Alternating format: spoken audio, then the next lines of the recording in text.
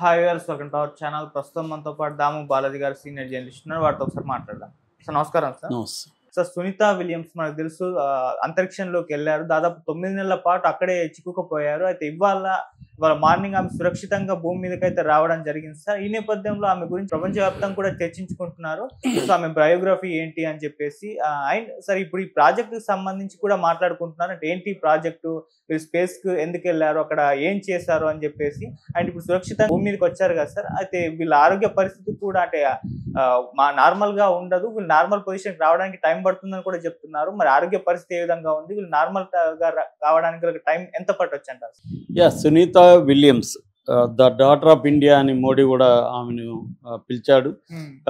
ముఖ్యంగా గుజరాత్లో సునీత విలియమ్స్ రాగానే టపాసులు పేల్చి పండగ వాతావరణం గుజరాత్లో ఉంది ఇవాళంతా కూడా. ఆమె ఈరోజు మార్నింగ్ ఎర్లీ అవర్స్ 3:27 ఆమె ప్లస్ ఇంకొక ముగ్గురు, Butch Williams, Nick Hague, Alexander Gorbunov అనే ఈ ముగ్గురు ప్లస్ సునీత విలియమ్స్, ఈ నలుగురు ఈరోజు SpaceX crew Dragon Freedom క్యాప్సూల్లో దిగారు. ఫ్లోరిడా సీలో దిగి అక్కడ నుంచి వాళ్ళని బయటికి తీసుకొచ్చి హ్యూస్టన్లో ఉండే జాన్సన్ స్పేస్ సెంటర్లో వాళ్ళని పెట్టారు. సో ఇప్పుడు ఏంటంటే అసలు ఎవరి సునీత విలియమ్స్, ఈయన డాటర్ ఆఫ్ ఇండియా అని మోడీ పిలిచింది నిజమేనా, ఆమె ఇండియనా, సో ఆమె బ్యాక్గ్రౌండ్ ఏంటి, బయోగ్రఫీ ఏంటి, ఇవన్నీ చాలామందికి వస్తున్న సమస్యలు, సందేహాలు.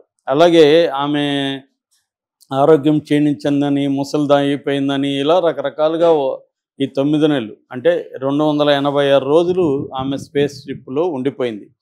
సో అక్కడ ఎందుకు ఉండిపోవాల్సి వచ్చింది? యాక్చువల్గా వెళ్ళిందేమో 8 రోజులు, కానీ ప్రోగ్రామ్ 8 రోజులు, కానీ 286 రోజులు అక్కడ ఉండిపోవాల్సి వచ్చింది. ఎందుకు అక్కడ ఉండిపోవాల్సి వచ్చింది, అక్కడ వాళ్ళ దినచర్య ఏమిటి, వాళ్ళు ఏమి చేశారు అక్కడ, ఇవన్నీ మనం మాట్లాడుకుందాం. సునీత విలియమ్స్ ఈమె యాక్చువల్గా ఇండియన్ అని చెప్పలేము, ఇండియన్ ఆరిజిన్. ఈయన అమెరికన్ సిటిజన్, వీళ్ళ నాన్న అమ్మ కూడా అమెరికన్ సిటిజన్స్, కానీ ఆరిజిన్స్ వేరే వేరే ఉంటాయి. అందుకని మనం క్లెయిమ్ చేసుకుంటుంటాం. నిజానికి వాళ్ళేమో అలా క్లెయిమ్ చేసుకోరు. అమెరికాలో సెటిల్ అయిపోయిన అమెరికన్ సిటిజన్స్ వాళ్ళు ఇండియన్స్ లాగా ఫీల్ అవ్వడం తక్కువ ఉంటుంది. ఫస్ట్ జనరేషన్ ఫీల్ అవుతారేమో కానీ మళ్ళీ ఫీల్ కారు. కాకపోతే సునీత విలియమ్స్ మాత్రం ఆమెకి హిందూ మతాన్నే ప్రాక్టీస్ చేస్తుంది. ఆమె మొన్న స్పేస్కి వెళ్తూ కూడా భగవద్గీత, ఓం అనే ఒక డిజైన్ ఉన్న ఇది, తర్వాత శివుడి పెయింటింగ్, ఈ 3 తీసుకెళ్ళింది ఆమెకి హిందూ మతం పట్ల చాలా ఇష్టం. దీపావళిని కూడా అక్కడ సెలబ్రేట్ చేసుకునింది. సో ఆమెకి పిల్లలు లేరు, కానీ ఒక గుజరాతీ కిడ్ని అడాప్ట్ చేసుకోవాలని కూడా ఆమె అనుకున్నది.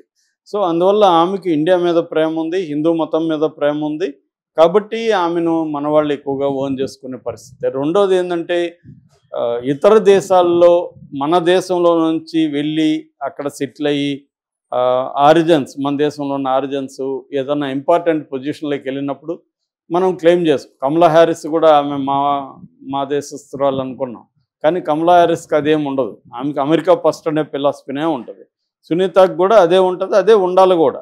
ఎవరైనా ఒకసారి సిటిజన్ అయినాక ఆ దేశం వాళ్ళకి ఇంపార్టెంట్గా ఉండాలి. అయితే మూలాలు కొంతమందికి గుర్తుంటాయి, మూలాలని ఎంజాయ్ చేస్తారు, మూలాలను సెలబ్రేట్ చేసుకుంటారు. సునీత విలియమ్స్ కూడా అలాంటిది. సునీత విలియమ్స్ నాన్న పేరు దీపక్ పాండ్య. ఆయన గుజరాత్ నుంచి వెళ్ళి అక్కడ న్యూరో అనాటమిస్ట్గా పనిచేశాడు. న్యూరో అనాటమిస్ట్ అంటే బ్రెయిన్ అనాటమీని స్టడీ చేస్తారు అనమాట. సో ఈయన అలాగా ఉన్నాడు. వీళ్ళ మదరు ఉర్సులిన్ బానీ పాండే, ఈమె స్లోవేనియా ఉంది. ఒకప్పుడు యుగోస్లేవియా ఉన్నింది, యుగోస్లేవియా చీలిపోయి స్లోవేనియాగా మారింది. ఆ స్లోవేనియాలో ఈమె అక్కడ నుంచి స్లోవేనియా నుంచి వెళ్ళి అమెరికాలో సెటిల్ అయిన లేడీ. సో వీళ్ళిద్దరికి పుట్టిన ఆమె, అంటే ఒక ఇండియన్కి ఒక స్లోవేనియాకి పుట్టిన వ్యక్తి. కాబట్టి ఈమెది స్లోవేనియా అనాలా, ఇండియన్ అనాలా అనేది ఎవరికి వాడు నిర్ణయించుకోవాల్సిందే. స్లోవేనియా వాళ్ళేమో మన అమ్మాయి అని వాళ్ళు అనుకుంటారు, మన వాళ్ళేమో సునీత పేరు కూడా ఇండియా దిగ పెట్టారు కాబట్టి వీళ్ళు అనుకుంటున్నారు. యాక్చువల్గా ఆమె పూర్తి పేరు సునీత లిన్ విలియమ్స్ పూర్తి పేరు. కానీ సునీత అనేది బాగా పాపులర్ అయింది. ఆమె సెప్టెంబర్ 19, 1965లో పుట్టింది. యూక్లిడ్ ఒహియాలో, తర్వాత నేదం మ్యాసచ్యూసెట్స్లో పెరిగింది.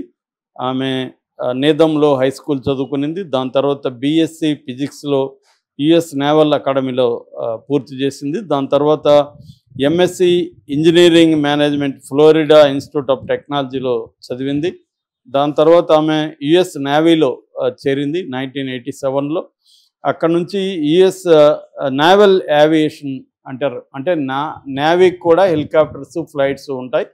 అలాగే నేవీలో ఉంటేనే హెలికాప్టర్ పైలట్గా పనిచేసింది. అలాగే ఆమె మొత్తం 3000 ఫ్లైట్ అవర్స్ ఆమె జీవితంలో 3000 ఫ్లైట్ అవర్స్ని దాదాపు 10 రకాల ఎయిర్ క్రాఫ్ట్స్ని ఆమె నడిపింది అనమాట. కొన్ని యుద్ధాల్లో కూడా పర్షియన్ గల్ఫ్ వారు, ఇరాక్ ఇలాంటి యుద్ధాల్లో పాల్గొనింది. అట్లాగే హరికేన్ లాంటి తుఫాన్లు వచ్చినప్పుడు కూడా ఈమె తన హెలికాప్టర్లతోనూ ఫ్లైట్స్తోనూ తన సేవల్ని అందించింది.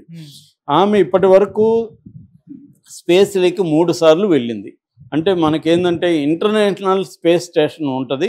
ఇంటర్నేషనల్ స్పేస్ స్టేషన్ ఐఎస్ఎస్ అని పిలుస్తారు. ఈ ఐఎస్ఎస్కి ఈమె మూడు సార్లు మిషన్లో భాగంగా వెళ్ళిందనమాట. ఈ ఐఎస్ఎస్ ఎంత పెద్దదంటే ఒక బకింగ్హామ్ ప్యాలెస్ అంత ఉంటుందని చెప్తారు. లేదు అమెరికన్ ఫుట్బాల్ గ్రౌండ్ ఎంత ఉంటుందో అంత ఉంటుంది అనమాట. ఆ స్పేస్ స్టేషన్ పెద్దగానే ఉంటుంది. సో దాంట్లోకి వీళ్ళు వెళ్ళి కొన్ని రోజుల పాటు ఈమె 280 రోజులు ఇప్పుడు ఉన్నింది. కానీ అదేదో మనం ఆమె చిక్కుకుపోయింది ఉండిపోయింది అనుకుంటున్నాం. కానీ ఈమె యాక్చువల్గా మొత్తం ఇప్పటివరకు ఈ 3 మిషన్లో కలిసి ఆమె 608 రోజులు ఉన్నింది స్పేస్ స్టేషన్లో. ఇదేం ఫస్ట్ టైం కాదు. సో ఫస్ట్ టైం ఆమె 1998 జూన్లో వెళ్ళింది. నాసా దీంట్లో ట్రైనింగ్ తీసుకొని ఆస్ట్రోనాట్ ట్రైనింగ్ 1998లో ట్రైనింగ్ తీసుకునింది. ఫస్ట్ వెళ్ళింది ఆమె 2006, 2007 ఈ పీరియడ్లో వెళ్ళింది అనమాట. అది 195 రోజులు ఉండింది అప్పుడు కూడా. సో STS-116 అప్పుడు స్పేస్ వాక్స్ అంటారు. బయట స్పేస్ వాక్స్లో కూడా దాదాపు 29 గంటల 17 నిమిషాలు ఈమె ఫస్ట్ మిషన్లో స్పేస్ వాకింగ్ కూడా చేసింది.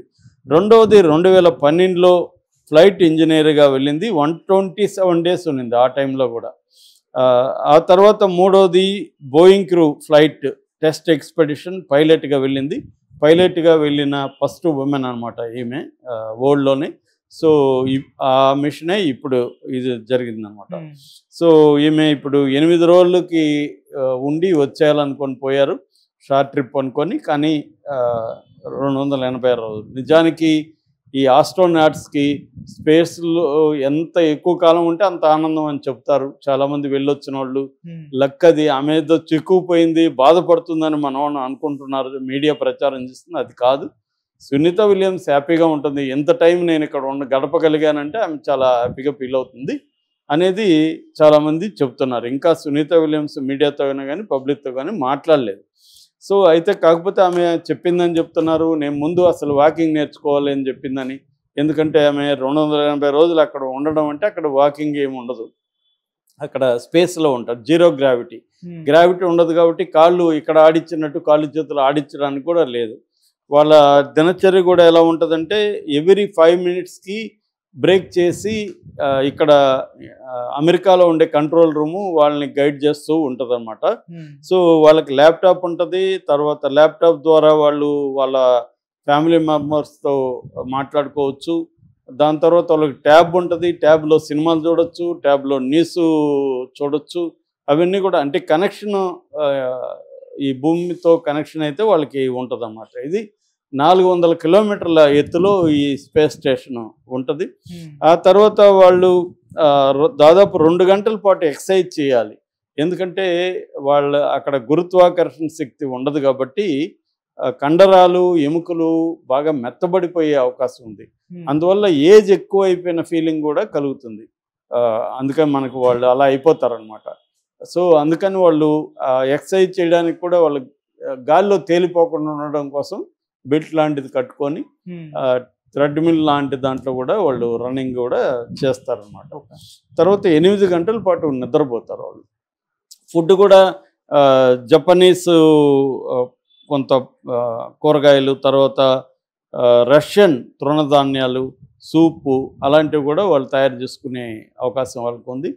సో వాళ్ళ ఫ్యామిలీస్ కూడా కొన్ని రకాల ఫుడ్స్ని వాళ్ళకి పంపించే అవకాశం ఉంది.